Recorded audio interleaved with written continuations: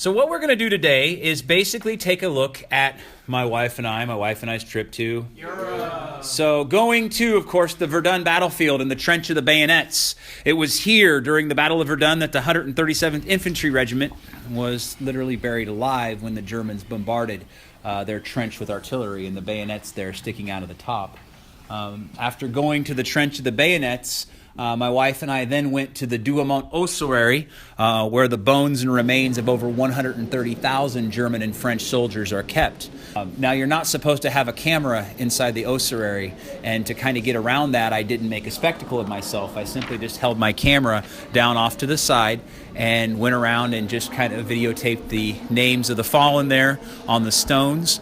And then what was also kind of interesting about the display that they had, you'll see these black and white photographs. That's Frank Buckles holding a picture of himself. He was the last living American doughboy from World War I. We went to Vauquois. Vauquois was this French village, remember, that was destroyed by all the mines that the Germans and the French had dug underneath each other. You don't really get a sense of the size of these holes looking here on the video or looking at a photograph. I mean, they're just utterly massive, and all that dirt was just blown all over the place. It's kind of like a park. Of course, you walk along these barbed wire guided pathways up to the French Memorial. And then one of the most interesting things I did was actually walk into a German trench. During World War I, this trench was filled with, lots and lots of German soldiers there under artillery bombardments, shooting machine guns and rifles back at one another. So you could imagine that it was a pretty nasty place to be.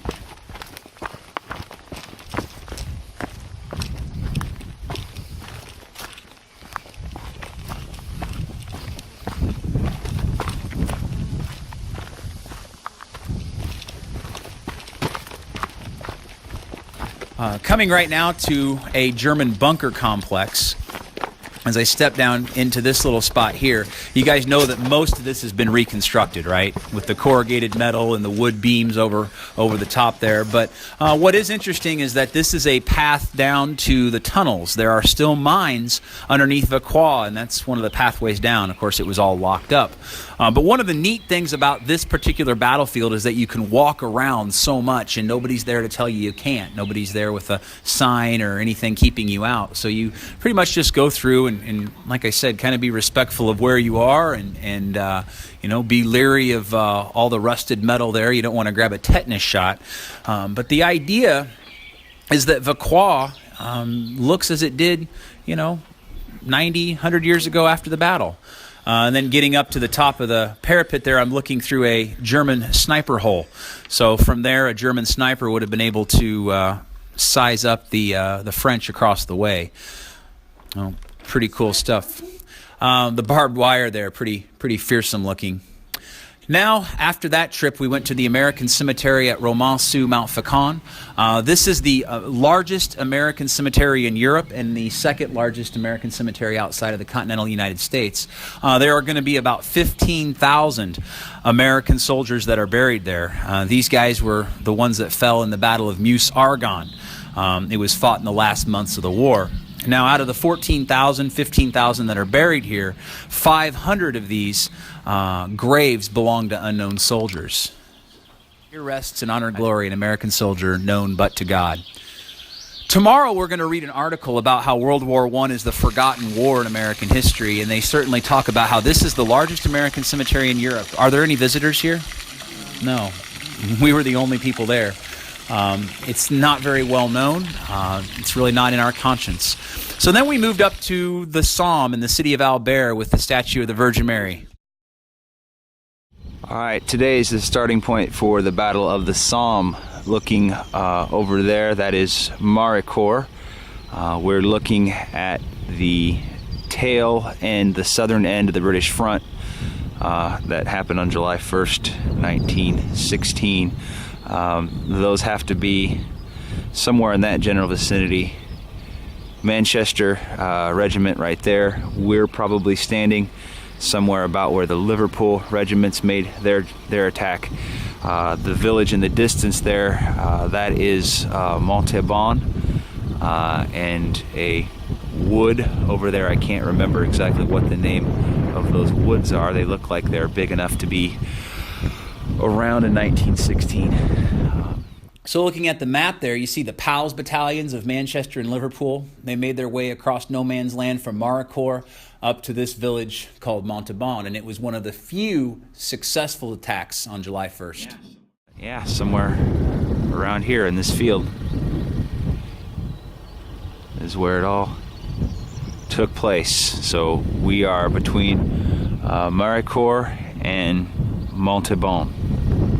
During this trip, guys, I lightly trespassed in a lot of places. And by lightly trespassed, that just means you have your camera, you take your pictures, and you get out. You don't bother anything, you don't take anything. But you just basically try to document as much as you can. On the high ground up here, that's where the Germans were, so they were able to put down a whole field of fire right onto the British. We are on the road to Beaumont. We've just left Montauban. And in the distance you can see the cathedral spire of Albert. We are looking over most of the British front lines. In the distance you can see the Thiepval Memorial and Cemetery. That's like your landmark when you go to the battlefields of the Somme. It's about 14 miles wide, and you always see that thing sticking out of the trees. Here we are right now out in the middle of a field. There's a cemetery over to that way. We are somewhere close to where Nick is talking about some battles. But we've decided, or he's decided, to drive down this country tractor road. And I'm not for sure if we have a way out. So we may be stuck here for a while. But interesting place.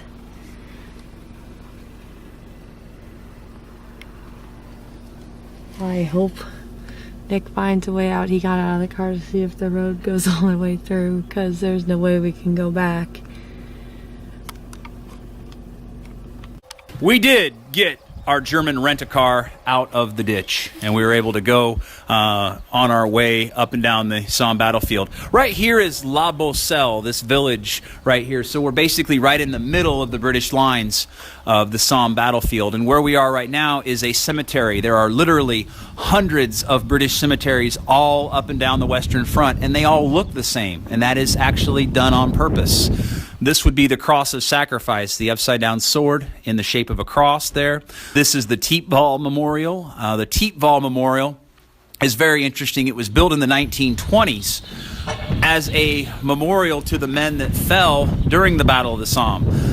There along the Thiepval Memorial are the names of 72,000 British and Commonwealth soldiers whose bodies were never recovered from the battlefield. So somebody's son, brother, husband, uncle, there are no graves for them because their bodies literally just disappeared into the earth. Now there's lots and lots of work that went into this on the British side of things. Lots of poets, lots of authors, lots of people decided, well, how are we going to honor our dead? You guys remember the story of Rudyard Kipling, how he lost his son Jack during the war in 1915. Rudyard Kipling had the idea to create a memorial stone that looks almost like an altar, and some people say that it almost looks like a coffin. But there upon the memorial stone are the words from the Old Testament, "Their name liveth evermore." So that basically is the first time in history that the names of common soldiers are going to be put on a memorial. Up until then, if you were a common soldier and you were killed in action, there was no memory of you. There was no memorial to that. And then we went to Beaumont Hamel. This is the Canadian park that shows where they made their attacks on July 1st. They suffered horrific casualties. This scene here, guys, is seen in a lot of World War I documentaries simply because it's one of the best preserved World War I battlefields. You definitely get a sense of there being two trench lines and no man's land in the middle there. So it is kind of a neat place. We're looking at the German position there. The one thing you got to remember about a lot of these battlefields, though, is that you cannot walk through them because there is undetonated explosives and ordnance. They certainly don't want people trudging through areas where they shouldn't be. And of course, another cemetery. Soldiers of the Newfoundland Regiment, many unknown soldiers there. Hawthorn Crater, we talked about this, how the British dug the mine and basically blew it up. The German position would have been over there, and it was really neat to stand in the exact same spot where that footage was taken. It was even cooler to go down inside of the crater itself.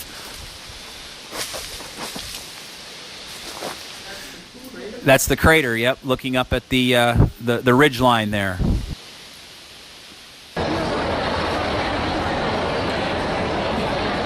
As you can see there, it says, here are the recorded names of the officers and men who fell in the Ypres salient, but to whom the fortunes of war denied the known and honored burial given to their comrades in death. Guys, this is called the Menin Gate. On the Menin Gate in the town of Ypres, Belgium, there are the names of 54,000 Commonwealth and British soldiers who died during these battles in Ypres. Remember, Ypres was a fight that took place literally all 4 years of the war. They built this in the 1920s. And as they were building this in the 1920s, they realized that they didn't have enough room to put the names of all the other fallen. So there are only 54,000 names on this. And there were more men that fell in the battle that we'll talk about here in a little bit. This is called the Menin Road. It is an active highway in and out of the city. And every evening at 8 p.m., they shut the road down to perform what's called the last post ceremony. You guys will notice there are lots of like middle school looking British kids over there. That's because this is a required field trip. Every year at the end of the school term, they go across the English Channel to Belgium and to France to visit the World War I battlefields. It's what happens when your country lost 1 million men in a war, right? So going to this was kind of cool. This was kind of a highlight of the trip as well. They've done this ceremony every evening at 8 o'clock since they built the darn thing back in the 1920s. The only time they ever stopped was during World War II when the Germans tried to take over the world for a second time. So these guys are members of the local fire department. Last post is basically the British equivalent of TAPS. We recall TAPS from the Veterans Day program we had, right? Well, this is the British version of it. De stilte te bewaren en niet te analyseren gedurende de ganse weg. Dank u.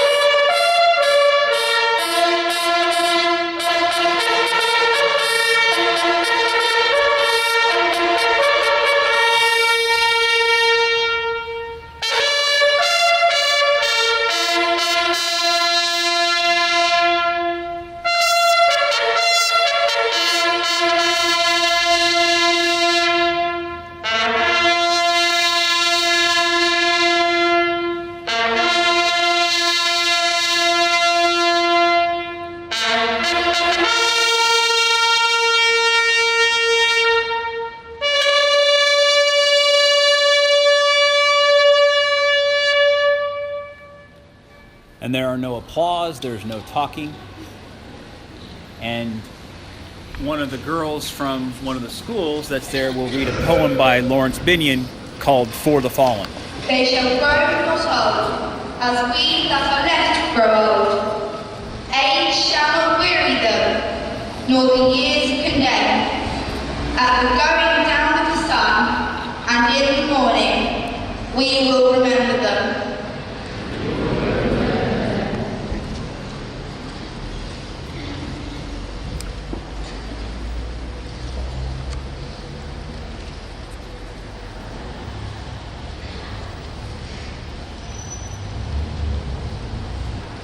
We have nothing like this in the United States.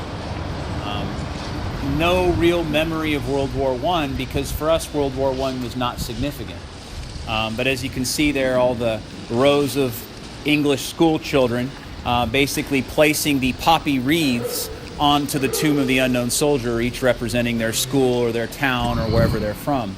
It's considered to be kind of an honor to be able to do that. But in the United States, guys, we really don't have anything like that. And I feel like a big reason because of that can almost be found in my own family's history. You guys recall the photograph of the eagle clutching the machine gun? And how my great-grandfather is somewhere in that big mass of men right in the middle there?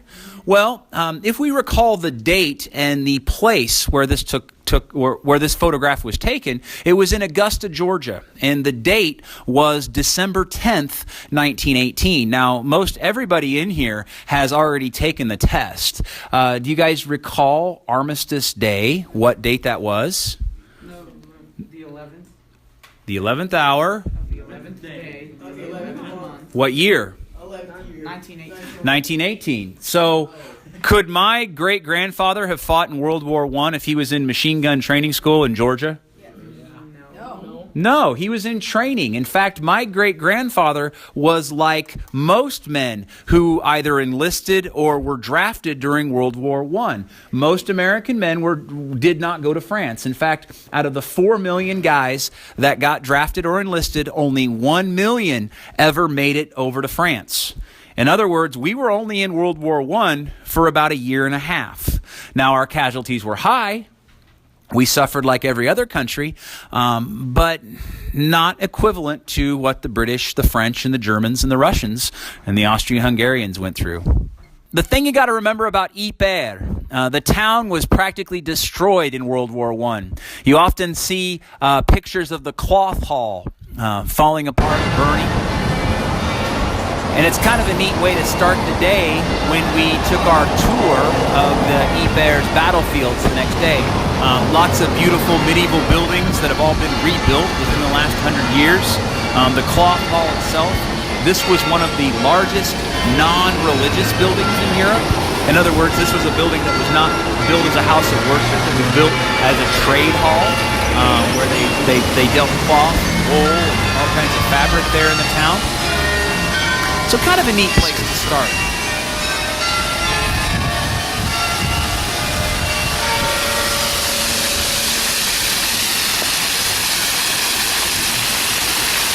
The first place we went was the battlefield of Passchendaele. You recall that Passchendaele was with the mud and the rain and the fact that the British lost about 3,000 men per day. Passchendaele, that village before the war, and what it looked like after the battle itself. We're standing on the battlefield, basically looking at this rather idyllic and country scene here. But remember, underneath the ground, if you were just to dig 5-6 inches, you would find shells, you would find bullets, you might even find bodies. The area around there is not an active battlefield, obviously, but still lots of waste from the war. This is Tyne Cot Cemetery. There are nearly 12,000 British soldiers that are buried here. Those names that they couldn't fit on the Menin Gate are going to be recorded inside the cemetery. In fact, there are nearly 35,000 names of unknown soldiers here that are listed. As we've said, every British cemetery on the Western Front has a very particular design. Everything is done with intention. There, of course, is a cross of sacrifice. And one of the things that I've also learned is that all of the headstones of the men are going to be pointed west and facing towards the enemy. They're facing east towards where the Germans had stood. Speaking of that, Tyne Cot is actually built on top of the Passchendaele battlefield. So those 4 trees there on the left, that is actually a German machine gun bunker that had never been destroyed. And on the other side, as the camera will pan to the right, there are 4 more trees and another German machine gun bunker. So literally the cemetery is built right on the battlefield. In the distance there, about 4 miles away, are the spires of the cathedrals and cloth hall there at Ypres. Remember, it took the British 5 months to go 4 miles. These guys are kind of cool. They're kind of freaky. This is a German sculpture called the Sentinels. This is in Langemark Cemetery, and these 4 statues look out over the graves of 44,000 German soldiers who are buried here. Langemark Cemetery, guys, is just a little bit bigger than a football field. The bodies are not buried in individual graves. They were literally stacked right on top of one another. Remember, the Germans lost the war, so they weren't allowed to build these gigantic memorial parks like Tyne Cot. If you were a German and you wanted to go find a family member, you literally would just go there and find their name on one of the tablets there, either on the ground or right along the walkway, as you can see there. The last place we went to was called Władzow Cemetery. This is a sculpture by the German artist Kathe Kollwitz.